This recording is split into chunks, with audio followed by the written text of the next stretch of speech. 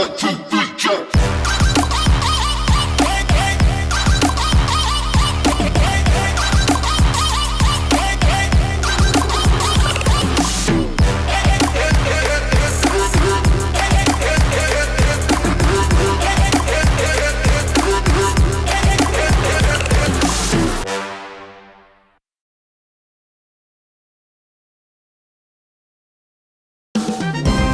Het belangrijkste nieuws uit Curaçao in het Nederland. Access Journaal, vers van de pers.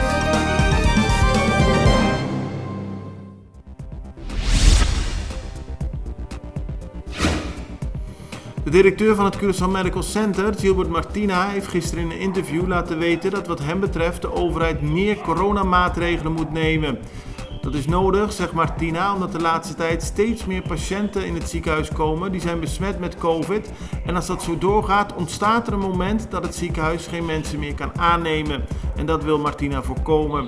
Hij roept daarom de overheid op om meer maatregelen te nemen om coronabesmettingen tegen te gaan.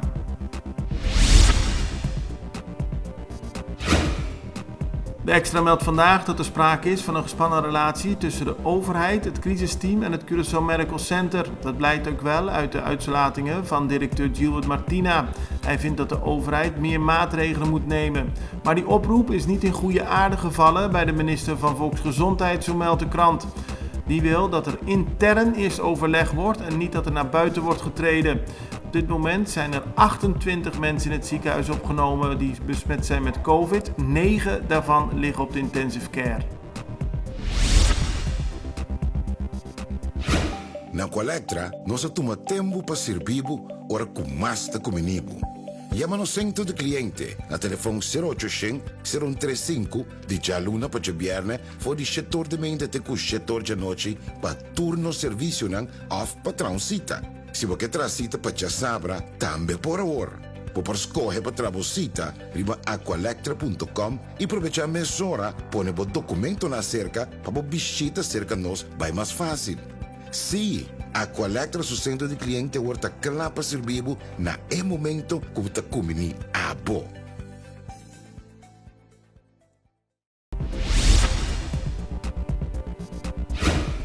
De fractie van oppositiepartij MAN staat achter de directeur van het Curaçao Medical Center, Gilbert Martina. Dat heeft Giselle McWilliam van de MAN laten weten.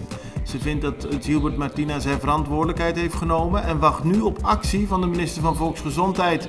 Volgens haar kan ze de boel niet laten lopen en moeten er maatregelen worden genomen om te zorgen dat er minder coronabesmettingen op Curaçao komen.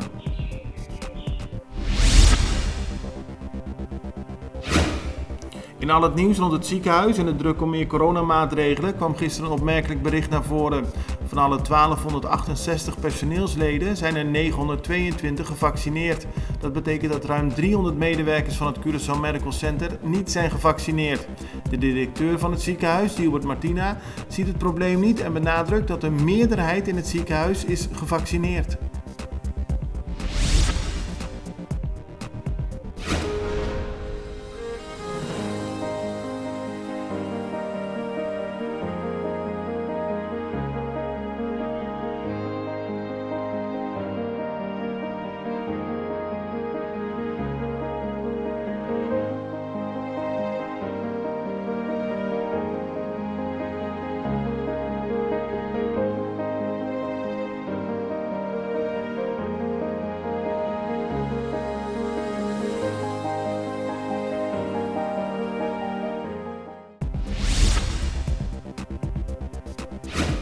De Extra schrijft vandaag over NOS-correspondent Dick Draaier. Hij vertrok vorige week van Curaçao naar Sint Eustatius.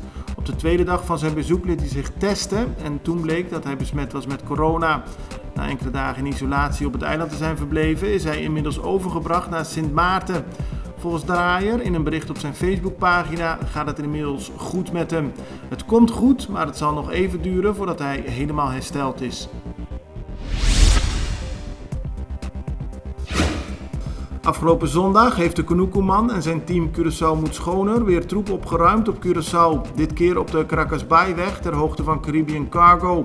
Er werd in totaal meer dan 235 kilo troep verzameld. Een week eerder heeft de groep schoongemaakt op Marie Pompoen. Toen werd er 170 kilo vuil verzameld.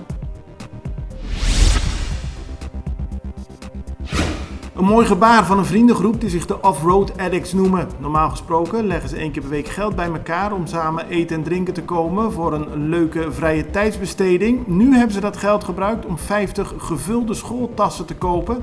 En die zijn overhandigd aan Kinderoorden Brakkeput, zodat ook de kinderen van Kinderoorden Brakkeput goed voorbereid het nieuwe schooljaar in kunnen gaan.